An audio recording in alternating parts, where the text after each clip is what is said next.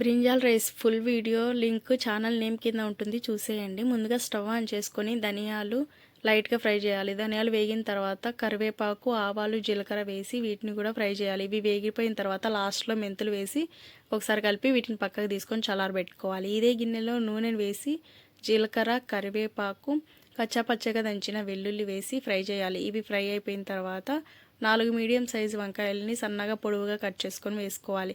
ఇవి ఒకసారి నూనెలో వేపిన తర్వాత పసుపు, ఉప్పు వేసి మళ్ళీ ఒకసారి కలపాలి.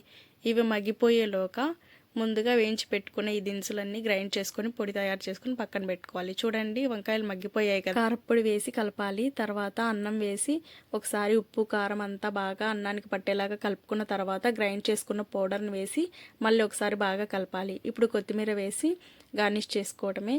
చాలా బాగుంటుంది. వీడియో నచ్చితే లైక్ చేయండి, షేర్ చేయండి, సబ్స్క్రైబ్ చేయండి. Thank you so much for watching.